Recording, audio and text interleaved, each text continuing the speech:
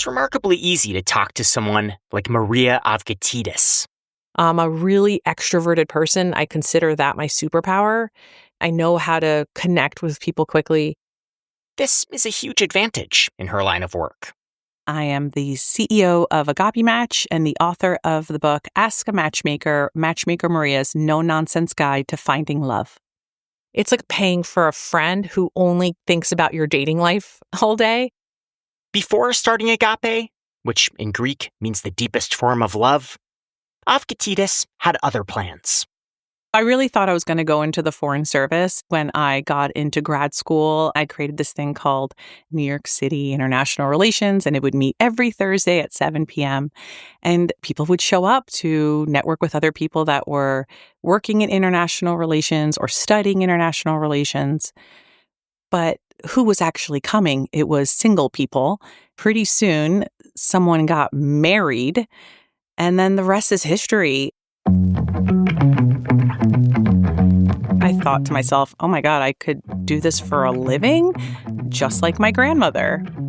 Now I'm a fourth generation matchmaker. For the Freakonomics Radio Network, this is the economics of everyday things. I'm Zachary Crockett. Today, Matchmakers. More than anything else, what Maria Avgitidis learned from her Greek family is that matchmakers are embedded in their communities. There was always a matchmaker role in every village.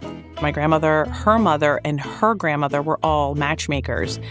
And I guess you could say they're professional because there was some sort of payment towards them, but it was like a goat, maybe a part of someone's dowry, but nothing that would sustain them. My grandmother lived on a very small island, population, 1,000. Her door was always open. She made the best coffee. She was a fantastic secret keeper because she heard all the gossip. But that sort of information retention can then instinctually help their community when there is a question of, well, I have a son, it's time for him to get married. I got some nice boys, fine, respectable boys. Well, she's a lovely girl. She opens her eyes, she looks around, she meets a fella with a little help, That's a scene from the 1988 film Crossing Delancey. It's about a single woman named Isabel in New York City who gets set up against her will by a matchmaker brought in by her grandmother. Isabel is mortified to have the service foisted on her. And Avgitidis gets it. When I think about what my grandmother did, there was meddling. Everyone was involved because marriage was a tool. When you're marrying two people, you're essentially creating a microeconomy. You have this place where now there's an alliance where we can trade goods and barter with each other and help each other out. The past century has seen the women's movement, the acceptance of same-sex marriage, and the rise of the billion-dollar-plus online dating industry, all of which have changed the way Americans find love. Like Isabel, we expect to choose for ourselves. And it's a lot of work, even with help. Avgitidis doesn't object to apps like Tinder and Bumble. I don't call them dating apps. These are meetup apps. And the moment you start calling them that, the higher your success will be on those apps. What's happened right now is that a lot of people look for people they could date while laying on the couch while a rerun of The Bear is running on their TV. In an ecosystem like that, it's easy to feel overwhelmed with choices and underwhelmed with results. It's even easier to feel alone.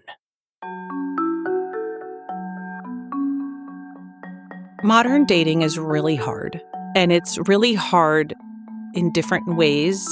If you are someone that was born, let's say, before 1988, you probably have had experience going to the mall when you were a teenager and learning how to be rejected by a woman or a man from the neighboring high school when you asked them out. You still remember analog dating. And so it can be a little easier when you go out to interact with people and create some sort of connection. But if you were born after 1988, it's not just social media that happened. Malls started to close. We had the increase of online shopping. Digital dating became the default for most people because they never experienced analog dating. And now I'm not even talking about the pandemic. Now you have this whole new generation of people who were never even given the tools to communicate outside of a Zoom. The thing is that so much of what compatibility is, and so many connections happen when you have familiarity, spending time with someone in a physical space. So, matchmakers like Avgatidis are finding themselves increasingly in demand. A 2023 market data report estimated the matchmaker industry to be worth nearly $1.5 billion globally. Almost 40% of that is in the US, where there are about 2,000 professionals at work. Even Match.com added an a la carte service in 2021, where actual human coaches suggest matches for members. The thing is, it's not hard for someone to simply call themselves a matchmaker. It is extreme low barrier to entry, I'll tell you that. There is a certifying body. It's called the Global Love Institute. And to do that, you would have to take their courses and understand a little bit of the landscape that is the matchmaking world. And then we also have a trade association called the Matchmakers Alliance. And what that tends to do is attract collaborative matchmakers. So many matchmakers in the United States are solopreneurs. They're by themselves and they don't know what's the right or what's the wrong. So this trade association helps them. There are three main buckets of matchmaking services, and the degree of attention that a client can expect will vary depending on how much he or she is willing to pay. At the high end, you have the boutique services like Agape Match. Those account for much of the market. I would say that in the US, it's probably like 90% boutique matchmaking services. And the big part of a boutique matchmaking service is that the CEO is also one of the senior matchmakers. They're part of the matchmaking team. They're not just managing matchmakers. My company has like 8 employees. We all work together to help the client. Next, you have the national chains, like Kelleher International, Selective Search, or 3 Day Rule. So here you have the CEO who's managing matchmakers. Typically in those services, a matchmaker might be in charge of, let's say, 10 to 15 clients at any given point. Then you have what Avgatidis considers a dating service. Like Talkify. Talkify, it's way more volume. And that's a lot when you consider that people want to talk to their matchmaker. It can be really hard when there's such a huge client load. In my company, it's myself and 3 senior matchmakers, and we together manage 15 clients at a time. So that level of service is just going to be inherently different. But also the price is going to be different too. Talkify charges just under $5,000 for 3 matches, but other services can go as low as $500 per match. Meanwhile, at the highest end boutiques, a matchmaker might personally interview 100 people in order to come up with just one date for a client. This kind of service can run into the hundreds of thousands of dollars for a 6 to 12-month membership. Agape Match, which is based in New York City, is slightly more modest. At my company, it can range from $20,000 to $100,000. How would you describe your typical client that comes to you for help with matchmaking? Our typical client tends to be a person who they don't have a problem getting dates. They have a problem with their time management. They might be working long hours. They might assess risk in a different way. And they're really just looking for someone that they can outsource this very time-intensive thing because they don't have the social network that they can go to help them meet someone on their own. And because I'm in New York City, a lot of our clients might work, let's say, in finance. But we've had people that are lawyers, doctors, entrepreneurs. We've had a few athletes, and we've also had a few chief executives of Fortune 20 companies, like really big companies. And what's interesting about that type of client is they probably need the match to one day sign a prenup. So now I have to have these really weird conversations with women like, would you sign a prenup, before they've even met that person? This is just one of the many challenges of taking on clients with high expectations. I think what's happened in the United States is that a matchmaker is sometimes treated like a genie. So the moment money is exchanged, I'll get a long list of, well, now since I paid you, now they need to have a full head of hair. Now they need to be this height. Now they need to make this amount of money. And what a client wants is not always what will make them happy. In fact, a 2024 study out of the Relationships and Technology Lab at Arizona State University found that part of a matchmaker's regular work is helping their clients reassess what they desire in a mate. That's what it feels like sometimes. I'm like, I can't give you this. You're allergic to this. That's coming up.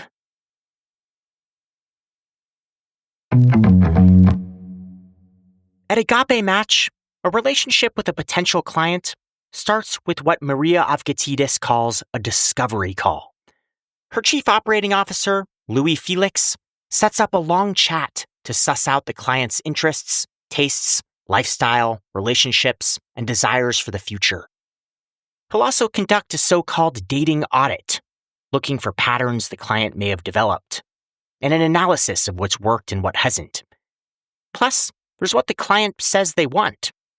Okay, I'm looking for X, Y, Z. And it's like, okay, well, that's great, but do they want you? There's this thing that we create in our office called a barometer of attraction report, a BOA. And we have one assigned to each of our clients that tells us like, all right, here's the typical kind of person he's attracted to. Let's find matches that not only fit the communication style and lifestyle and values of this client, but also that fall into this umbrella of what they might be attracted to physically. With women, they more ask like, how emotionally healthy is he? I have to determine what access do I have to the person who's going to not only fit this criteria, but is also looking for someone just like my client. And if that is really hard to find, if that means I have to start from square one in recruitment, then that increases the recruitment cost. Recruitment refers to a huge pool of singles called matches.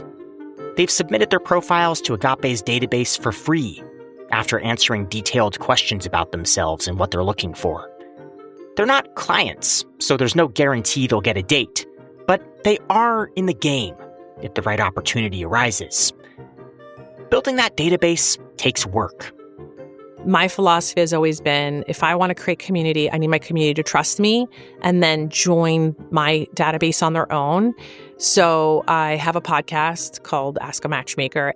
I'm also on social media, Ask a Matchmaker Wednesdays. I've been doing that for 7 years. We have an insane database that's constantly growing. So we need someone who's manning the ship at all times. I have to sometimes pay to belong to certain trade associations or clubs to be able to maneuver those environments to meet potential matches. For a number of years, Avgatidis served a range of people, men, women, straight, gay. But as her business grew, it became too difficult to serve everyone well. So she sold off the LGBTQ portions of her business to LGBTQ matchmakers. And in 2018, she narrowed her lane. Because they were creating the community. So they had just a much richer access to eligible singles that they could set up their clients with. Today, Agape's matchmaking clients are primarily straight men, and her database of matches contains about 30,000 straight women. Those are the people Avgatidis spends most of her time actually talking to. Her team's deep knowledge of these women is her value proposition. That heavy lifting of recruitment is in the first 4 to 6 weeks.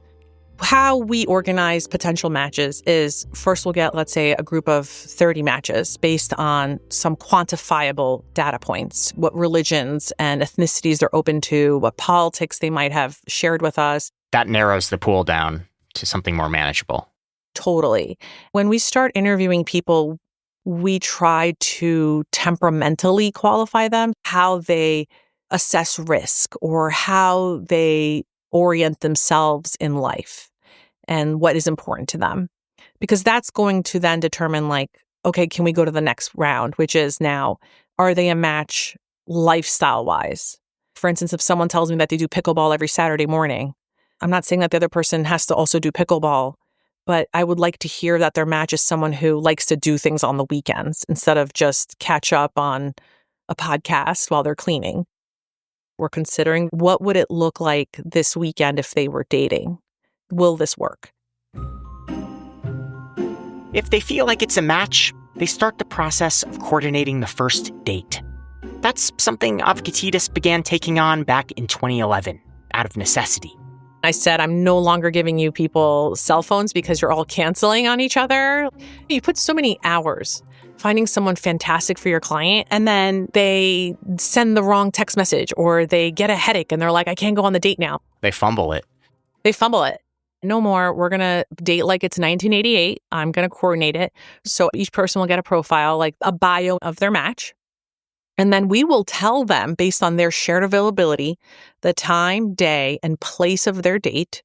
When they show up, the host or hostess will seat them together. And then hopefully they have a great time. The next day, we will ask for their date feedback from both parties. And if it went well, then we also set up the second date for them. Some people, they'll do a second date like 2 weeks later if they're left to their own devices. And I'm like, no, your second date's happening in the next 48 to 72 hours. I don't care. Make yourself available. You're going out. We also collect feedback after their second date. It's been my experience that if my client gets to a fifth date, that's usually who they're going to marry. You mentioned you take on maybe 15 clients at any given time. Yeah, that comes out to about like 40 to 50 a year. And how many would you estimate actually apply to try to get you? 1,000. So you're like getting into Harvard or something. Yeah, but I don't want that. People are still looking for love. I'm just not their matchmaker. So we still try to do our best to send someone to the right matchmaker. We probably say no to about $5 million worth of business a year. And do you get a referral fee of some kind for passing that business on to your partners? Yeah, I think that's pretty typical in most businesses, right? But it's really important to us to make the match with the matchmaker and the appropriate client. When a client signs a contract with Agape, the company is legally required to provide at least one romantic introduction per month over the 6-month period. This is courtesy of something called the New York State Dating Service Consumer Bill of Rights. We're the only state that has match required minimums. It's the reason why we can't take on a lot of clients, despite the fact that I think I might have a match for them, because I would need more than a month to find a match for them. Even though our typical client, they've received anywhere between 10 and 15 matches by the end of the contract, depending on how quickly they got into a relationship. How do you define success? We want you to have dated someone for at least 6 months for it to be a success. The contract does say that. I've noticed that in the matchmaking industry, some people market their success rate. Is that something you keep track of? I used to think about it a lot, but so much of what we track is how many second dates are our clients going on. That's the metric that really matters, because my client needs to be aware where my responsibility starts and ends. I can set you up on a first date. I can set you up on the best first date you've ever been on. But if you're not a good partner, if you don't exhibit the qualities that would be required for someone to want to not only fall in love with you, but to choose to like you for the next 6 months, 6 years, 16 years, 26 years, whatever it is, that's not because of me. And the moment I started educating my client in this way, it took a lot of the pressure off of me too. Thinking about this as a business, each client is also a financial risk to you. You're using your valuable time. Yeah, we've had to do a lot of things to our contracts to protect the integrity of the business. Every time we have a discovery call, our chief operating officer calls me to recap that conversation with my other senior matchmakers. The conversation is a financial liability question. And then also it's an emotional liability question. Is this person going to drain us emotionally? And we usually reject people on that part. I will tell you that most professional matchmakers shut down their businesses at 18 months. And that is because while it is very easy to take someone's money, it is extremely hard to service them or to not experience burnout with certain clients' personal delusions of what they deserve in the dating experience. Even so, Avgatides says she can still surprise herself. Last year, we had a client who was 65 years old, and he wanted to meet a woman who was between the ages of 40 and 46. And I asked him, why is that the age range? And he said, well, my ex-wife was 20 years younger than me, so I want to maintain that. That's what I'm attracted to. Instead of rejecting him, I actually just went into my database and I said, well, do I have any women that are between the ages of 40 and 46 that would date men over 65? And I did. I had like 200 women that had written that in their profile. And I was like, well, let's try it out. Let's see what happens. And he is now engaged to his third match. So we got him in a relationship within 6 weeks. As for her matchmaking forebears, her grandmother, great-grandmother, and great-great-grandmother would be quite pleased with how Maria Avgatides' career has turned out. 80% of my clients are just like, Maria, I trust you. Do your job. And those clients are the best because we're all on the same page here. We're just trying to get you in a relationship with someone who is just as amazing as you. How many first dates do you estimate you've been responsible for? I feel like the last time I calculated, it was orbiting around 7,000 first dates. Her personal life has turned out pretty well, too. I am married. We just celebrated our 9-year wedding anniversary, and we have 2 kids. The person that set me up, that introduced me, was the boyfriend of my employee. For the Economics of Everyday Things, I'm Zachary Crockett. This episode was produced by Sarah Lilly and mixed by Jeremy Johnston. We had help from Daniel Moritz-Rabson and Dalvin Abawaji.